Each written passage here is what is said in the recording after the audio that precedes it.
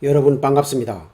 자봉소 목사의 성경 이야기. 오늘은 16번째로 예수님 공생의 1년차 내용을 말씀드리겠습니다.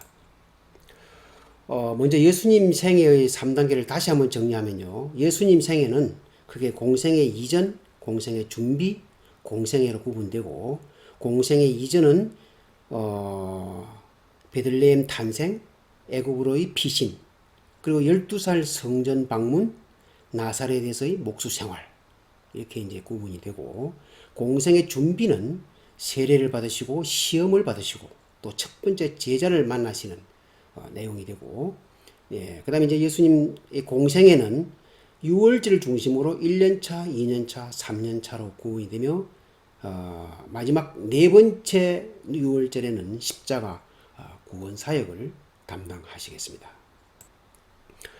이 예수님 공생 1년차 주요 사역을 다시 한번 지도를 통해서 이제 정리를 하면요. 먼저 그 갈릴리 가나, 이 가나에서 혼인잔치 포도주 기적을 행하셨고, 그 다음에 이제 6월절이 되어서 예루살렘으로 가시죠. 예루살렘 가셔서 예루살렘 성전에서 첫 번째 성전 청결 활동을 하십니다.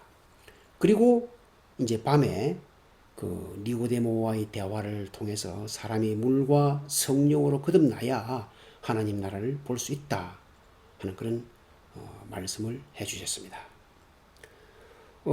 이 유대 지역을 사역이 끝난 후에 다시 이제 갈릴리로 올라가시는 도중에 여기 이제 사마리아 수가성에서 우물가의 여인과의 대화를 통해서 이제 참된 예배가 어떤 것이냐. 하나님께서는 영이시기 때문에 예배하는 자는 영과 진리로 예배를 드려야 된다 하는 것을 말씀하셨고, 그 다음에 메시아를 기다리는 그 여인에게 내가 바로 메시아다 하는 것을 알려주셨습니다. 그리고 이제 갈릴리 가나에 가셔서 왕의 신하의 아들을 치유하시는 그런 또 사역. 그러니까 이제 갈릴리 가나에서는 두 번째 이적이 되겠죠. 이 치유 사역을 행하시고, 그 다음에 나사렛에서 이제 처음으로 예수님께서 메시아 되심을 선포를 하십니다. 안식일에 그 회당에서 선포를 하시는데, 그러나 이제 이때 고향 사람들이 배척을 하지요. 그래서 이제 첫 번째 배척을 당하시는 그런 내용이 있고, 이후에 나사렛에서 가버나움으로 이동을 하셔서 그 네 제자를 부르십니다. 베드로, 안드레, 야고보, 요한 네 제자를 부르시고, 그 다음에 이제 그 치유 사역으로 귀신을 쫓아내시고, 특히 이제 그 베드로의 장모 열병을 치유하시고, 그 다음에 나병 환자와 중풍병자를 치유하시는 그런 치유 사역을 행하셨습니다. 이 가나의 혼인잔치에 대해서 조금 더 상세하게 이제 설명을 드리면요. 이 갈릴리 가나 혼인잔치는 그 요한복음 2장에 나오는 내용인데, 이제 혼례에 그 마리아가 주도적으로 참여합니다. 그러니까 그 혼인잔치 집에 음식이 떨어지니까 이 마리아가 그 음식 떨어진 것을 염려할 정도로 굉장히 주도적으로 참여한 거죠. 그리고 이제 예수님과 제자들도 청함을 받아서 갔습니다. 그런데 문제는 이제 포도주가 떨어졌죠.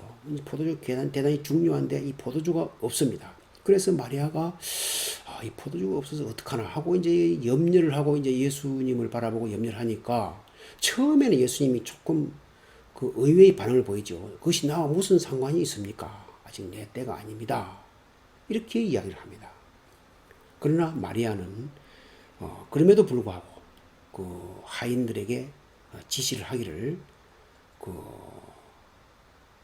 이제 예수님이 너희에게 무슨 말씀을 하시든지 그대로 하라, 이렇게 이야기를 합니다. 그래서 이제 하인들은 그 예수님의 말씀을 그대로 지킬 준비를 하고 있는데, 예수님이 지시를 하시기를 그 돌 항아리에 물을 채우라 이렇게 하시죠. 그러니까 이때 이제 그 돌 항아리가 어떤 거냐 하면은 각 가정마다 그 정결 예식용 물통인데요. 통상 한 개가 그 두세 통의 물이 들어가는, 그러니까 이제 그 대략 한 100리터 정도, 굉장히 큰 통이죠. 100리터 정도의 물이 들어가는 그런 물통이 6개가 있었습니다. 그러니까 약 600리터 정도 되는 그런 많은 양의 그런 그 물통입니다. 그런데 이제 예수님께서 그 항아리에 물을 채우라 이렇게 지시를 하셨고, 그 채우니까 떠서 연회장에게 갖다 주라 이렇게 이제 말씀하십니다. 그러니까 이 하인들이 시키는 대로 하지요. 물을 아귀까지 채운 뒤에 연회장에게 갖다 줍니다. 그냥 맹물입니다. 이렇게 갖다 주었는데 그 맹물을 가지고 연회장에게 갖다 주는 사이에 어떤 변화가 일어났는지 일단 연회장이 가져온 그 물을 맛을 보지요.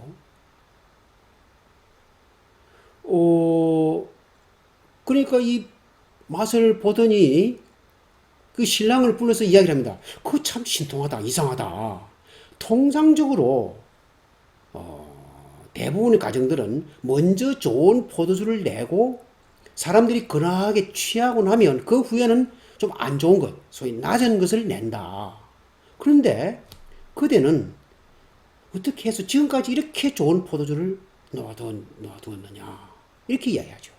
그 분명히 맹물이었는데 이렇게 아주 맛있고 아주 품질이 좋은 그런 포도주였다는 것을 이 연회장을 통해서 알 수가 있습니다. 이때 이제 우리가 좀 주목해야 될 부분이 하나 있는데요. 뭐냐면은 이 마리아가 예수님을 메시아로 인식한 부분이 있습니다. 그 뭐냐면은 아직 내 때가 아닙니다 했는데 마리아가 그 하인들에게 무슨 일을 시키든지 시키는 대로 해라 하고 하인들에게 지시를 하죠. 그렇게 한 이유가 뭐냐 했을 때 그 마리아가 지금까지 자기가 경험한 것이 되살아나는 겁니다. 뭐냐면은 예수님과 관련해서 먼저 맨 처음에 가브리엘 천사가 갈릴리 나사렛에 대해서 예수님 탄생 예고를 해주지요. 그래서 하나님의 아들을 낳을 거다라고 예고를 해줍니다. 이때 마리아가 이제 상당히 위험한 그런 죽을지도 모르는, 돌에 맞아 죽을지도 모르는 그런 위험을 감수하고 순종을 했습니다. 그리고 이제 아기를 잉태한 후에 엘리사벳을 찾아가는데, 유대 산골에 엘리사벳을 찾아가는데 그때 엘리사벳이 마리아를 보자마자 여자 중에 복이 있는 자고 내 주님의 어머니다 이렇게 고백을 하죠. 그리고 이제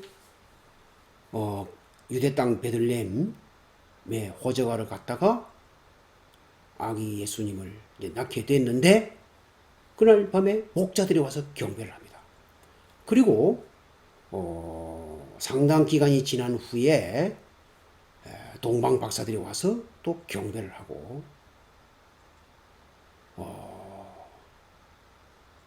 그 다음에 이제 12살 때 그 예루살렘 성전을 방문했는데 이때 예수님이 성전을 내 아버지의 집이라고 합니다. 이제 여러분 잘 아시다시피 예루살렘 성전은 하나님께서 거하시는 곳입니다. 하나님이 거하시는 그 성전을 예수님, 12살 그 소년 예수님이 내가 내 아버지 집에 있는 걸 알지 못하느냐라고 이야기를 합니다. 이런 지금까지 그 사건들을 쭉 회고해 볼 때 틀림없이 메시아다 하는 것을 인식하고 하인들에게 무슨 말을 하든지 그대로 순종해라 라고 지시를 한 거죠. 그리고 이제 첫 번째 성전 청결은 이제 공생의 첫 번째 6월절에서 예루살렘 성전에서 이루어졌는데요. 이제 갈릴리에서 예루살렘으로 간 겁니다. 그 성전 안에는 양과 비둘기 파는 사람들과 돈 바꾸는 사람들이 앉아 있었습니다. 사실 이런 비둘기, 양과 비둘기 팔고 또 돈 바꾸는 것은 처음엔 좋았어요. 뭐냐면 이제 하나님께 드리는 그 이제 제물, 양이나 비둘기가 깨끗해야 되죠. 흠이 없어야 되죠. 그런데 시장에서 잘못 사면 흠결이 있어서 하나님께 바치기 어렵습니다. 그래서 이제 특히 디아스포라, 저 멀리 흩어져 있는 유대인들이 6월절에 멀리서 와가지고 예물을 드릴 때 이 흠이 있으면 안 되니까 그 편의를 봐주기 위해서 아예 성전 그 뜰에서 깨끗한 흠이 없는 그런 양과 비둘기, 송아지 이런 걸 팔지요. 그러면 쉽게 하나님께 예물을 드릴 수가 있습니다. 제물을. 그리고 돈도 이제 그 외국 돈을 이제 이스라엘 돈으로 바꿔야 되니까 이걸 미리 그 현장에서 바꾸면 쉽죠. 이렇게 좋은 의도인데 이것이 세월이 흐름에 따라서 어마어마한 이익을 남기면서 그 장사 행위를 한 겁니다. 이게 이제 문제가 된 거죠. 그래서 예수님께서 성전 청결 활동하시는데 뭐냐면 노끈으로 채찍을 만드셔가지고 양과 소를 다 성전에서 내쫓으시고 또 돈 바꾸는 사람들이 돈을 쏟으시며 또 그 상을 엎으시고 하시면서 뭐라고 말씀하셨느냐면은 이것을 여기서 가져가라. 내 아버지의 집으로 장사하는 집을 만들지 말라. 그러니까 내 아버지의 집 성전은 기도하는 집이지 장사하는 집이 아니다. 하고 거룩한 분노. 이런 분노는 분노인데 거룩한 분노를 나타내셨습니다. 그래서 바로 이 첫 번째 성전 청결은 거룩한 분노의 표본이다. 이렇게 말씀을 드릴 수가 있습니다. 그리고 이제 밤에 니고데모가 찾아왔는데요. 이 니고데모는 바리새인이었고 사내들인 공회 회원이었습니다. 굉장히 그 신분도 높죠. 아주 깨끗한 그런 율법을 준수하는 그런 사람이었습니다. 그래서 밤에 혼자 예수님을 방문하는 내용이 요한복음 3장에 나와 있습니다. 그리고 또 나중에는 보면 이 니고데모가 예수님을 법적으로 변호를 하죠. 요한복음 7장에 보면 그 내용이 나옵니다. 그리고 맨 마지막에 예수님께서 이제 십자가에서 돌아가시고 장례를 치룰 때, 이 니고데모가 침향 100리트라, 이 100리트라 하면은, 이게 이제 그 요한복음 19장에 나오는 내용인데요. 약 33kg, 어마어마한 양입니다. 그러니까 뭐냐면 1리트라가 약 327g,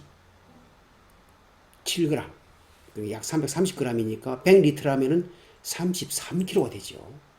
이런 리트를 제공한 일이 있습니다. 참고적으로 이 사내들인 공회 회원인데 니고데모가 사내들인 공회는 입법, 사법, 종교 문제, 이스라엘의 입법, 사법, 종교 문제를 총괄하는 그런 기관이고 여기에 근무하는 그 구성 인원은 총 71명입니다. 그래서 이제 의장, 대제사장이 의장으로 있고요. 그 밑에 이제 구성 요원으로 제사장 24명, 장로 24명, 서기관 22명으로 구성되어 있습니다. 그래서 이제 이 밤에 찾아온 니고데모를 향해서 예수님께서 사람이 거듭나지 아니하면 하나님 나라를 볼 수 없다. 이렇게 말씀하시니까 처음에 니고데모가 잘 말귀를 못 알아듣습니다. 그래서 아니 늙으면 어떻게 날 수 있습니까? 두 번째 모태에 들어갔다가 납니까? 이렇게 이야기를 하죠. 이때 예수님께서 정확하게 다시 한번 이제 말씀하십니다. 뭐냐면 사람이 물과 성령으로 거듭나야 하나님 나라를 들어갈 수 있다. 이렇게 이제 육신으로 거듭나는 게 아니고 물과 성령으로 거듭나는 것이다. 이렇게 이제 말씀을 하셨고 이제 모세의 뱀이 광야에서 들린 같이 인자도 들려야 된다. 그러니까 이제 여러분들 이스라엘 백성들이 광야에서 불뱀에게 물렸을 때 모세가 놋뱀을 높이 올렸습니다. 그래서 누구든지 그 놋뱀을 보면 구원을 받고 살아났습니다. 마찬가지로 예수님도 그렇게 될 것이다. 이렇게 이야기했고, 그리고 이제 예수님을 믿는 자마다 다 영생을 얻게 하려 한다 하고 예수님께서 말씀을 하셨습니다. 오늘은 여기까지 하겠습니다. 감사합니다.